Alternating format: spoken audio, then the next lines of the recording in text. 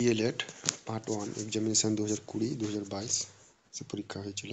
পরীক্ষাটা 2022 সালে হয়েছিল। তো পরীক্ষার বাংলা প্রশ্নপত্র, সময় ছিল 3 ঘন্টা, ফুল মার্ক ছিল 90। তো এখানে আমরা প্রথমে দেখব বিভাগ কতে 1 নম্বর দাগ। নিম্নোক্ত প্রশ্নগুলির প্রত্যেকটিতে 4টি করে উত্তর দেওয়া আছে। প্রতি ক্ষেত্রে সঠিক উত্তর নির্বাচন করে উত্তরপত্রে পূর্ণ বাক্যে লিখুন। প্রতিটি প্রশ্নই আবশ্যিক। 1 গুণিত 20 সমান 20 মার্ক, মানে 20টা প্রশ্ন আছে 1 করে মার্ক। প্রথম প্রশ্ন 1-এর ক নম্বর, শরৎচন্দ্র চট্টোপাধ্যায়ের ছদ্মনাম কি? নীলা দেবী, অনীলা দেবী, নীলিমা দেবী, মনীলা দেবী। তাই সঠিক উত্তর হবে অনীলা দেবী। 1-এর খ নম্বর, আবোল তাবোল গ্রন্থটির রচয়িতা কে? আবোল তাবোল গ্রন্থটির রচয়িতা সুকুমার রায়, সুনীল গঙ্গোপাধ্যায়, কাজী নজরুল ইসলাম, সত্যেন্দ্রনাথ দত্ত। আবোল তাবোল গ্রন্থটির রচয়িতা হচ্ছে সুকুমার রায়। 1-এর গ নম্বর, স্ত্রীর পত্র ছোট গল্পটির লেখক হলেন শরৎচন্দ্র চট্টোপাধ্যায়, রবীন্দ্রনাথ ঠাকুর, বিষ্ণু দে, সুভাষ মুখোপাধ্যায়। সঠিক উত্তর হচ্ছে রবীন্দ্রনাথ ঠাকুর। 1-এর ঘ, রবীন্দ্রনাথ ঠাকুর নোবেল প্রাইজ পান 1913 খ্রিস্টাব্দে, 1903 খ্রিস্টাব্দে, 1930 খ্রিস্টাব্দে, 1923 খ্রিস্টাব্দে। সঠিক উত্তর হবে 1913 খ্রিস্টাব্দে।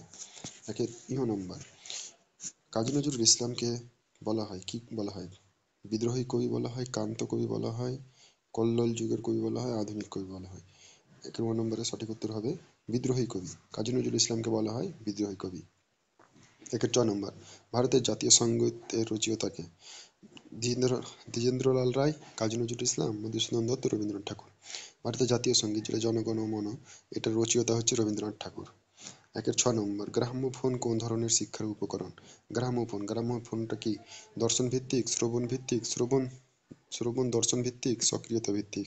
অবশ্যই শ্রবণ ভিত্তিক। গ্রামোফোন কোন ধরনের শিক্ষার উপকরণ? তাহলে শ্রবণ ভিত্তিক।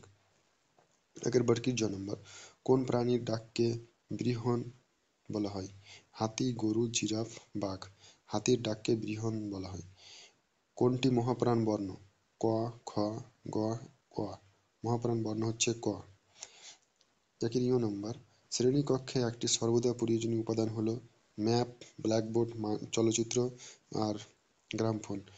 তাহলে শ্রেণীকক্ষে একটি সর্বদা প্রয়োজনীয় উপাদান হলো ব্ল্যাকবোর্ড। 1-এর ট নম্বর, ছন্দের জাদুকর হলেন সত্যেন্দ্রনাথ দত্ত, প্রেমেন্দ্রনাথ মিত্র, নজরুল ইসলাম, অন্ন দাস শঙ্কর রায়। ছন্দের জাদুকর হলেন সত্যেন্দ্রনাথ দত্ত। 1-এর ঠ নম্বর, প্রচলিত বাংলায় বর্ণমালায় স্বরবর্ণের সংখ্যা কতটি? 11টি, 12টি, 13টি, 14টি। প্রচলিত বাংলায় বর্ণমালায় স্বরবর্ণের সংখ্যা হচ্ছে 11টি। ক বর্গের তৃতীয় বর্ণটি হলো গ। 1-এর ঢ নম্বর, ভাষা শিক্ষা পর্যায়ক্রমিক স্তরগুলি হলো, হ্যাঁ সঠিক উত্তরটা এখানে হবে আ দাগের, দেখা, শোনা, বলা। ভাষা শিক্ষার পর্যায়ক্রমিক স্তর হলো দেখা, শোনা, বলা। 1-এর মূর্ধন্য, ছেলেরা মাঠে ফুটবল খেলছে, এটি কোন প্রকার ক্রিয়া? সমাপিকা ক্রিয়া। 1-এর ত নম্বর, শিশুরা গল্প শুনতে খেতে ভালোবাসে, এটি কোন প্রকার ক্রিয়া? অসমাপিকা ক্রিয়া। 1-এর থ নম্বর, পুতুল নাচের ইতিকথা উপন্যাসটির লেখক হলেন পুতুল নাচের ইতিকথা উপন্যাসটার লেখক কে? শরৎচন্দ্র চট্টোপাধ্যায়, মানিক বন্দ্যোপাধ্যায়, তারাশঙ্কর বন্দ্যোপাধ্যায়, রবীন্দ্রনাথ ঠাকুর। সঠিক উত্তর হবে মানিক বন্দ্যোপাধ্যায়। 1-এর দ নম্বর, পদ্মফুল কোন ঋতুতে ফোটে? পদ্মফুল কোন ঋতুতে ফোটে? বর্ষাকালে, শরৎকালে, হেমন্তকালে, শীতকালে। সঠিক উত্তর হবে শরৎকালে। 1-এর ধ নম্বর, নিম্নে প্রদত্ত কোন বানানটি নির্ভুল? হ্রস্ব-ই-তে যেটা আছে কয়ের রস্যবর্গীর জন কুজন, এর বানানটা নির্ভুল।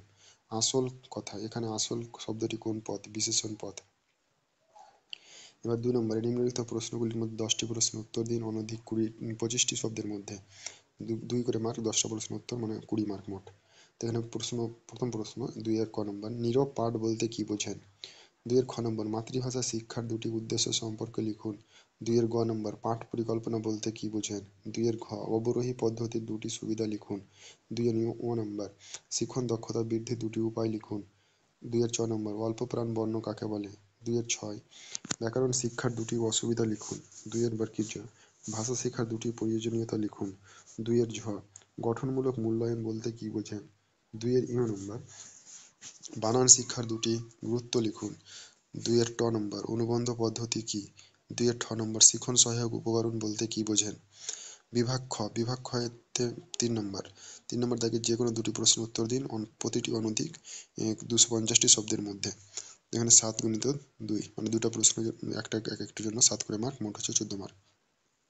প্রথম প্রশ্ন 3-এর ক নম্বর, সরব পাঠের সংজ্ঞা দিন, এ পাঠের উদ্দেশ্যগুলি বিবৃত করুন। 2 + 5 = 7। 3-এর খ নম্বর, ব্যাকরণ শিক্ষাদানের দুটি পদ্ধতির নাম উল্লেখ করুন, যে কোনো একটি পদ্ধতি সম্পর্কে সংক্ষেপে আলোচনা করুন। 2 + 5 = 7। 3-এর গ নম্বর, প্রকল্প পদ্ধতির মাধ্যমে মাতৃভাষা শিক্ষাদানের পদ্ধতি সম্পর্কে লিখুন। 7 মার্ক। 4-এর ক নম্বর, 4-এর দাগে বলছে যে কোনো একটি প্রশ্নের উত্তর দিন অনধিক 500টি শব্দের মধ্যে। 16 মার্ক, একটা করতে হবে, একটার জন্য 16 মার্ক। তো এখানে প্রথম প্রশ্ন 4-এর ক, অনুপাঠ্যিকার সংজ্ঞা লিখুন, এর উদ্দেশ্য ও প্রয়োজনীয়তা লিখুন। পঞ্চম ষষ্ঠ শ্রেণীর যে কোনো একটি পাঠ একক অবলম্বনে একটি পূর্ণাঙ্গ পাঠ পরিকল্পনা প্রস্তুত করুন।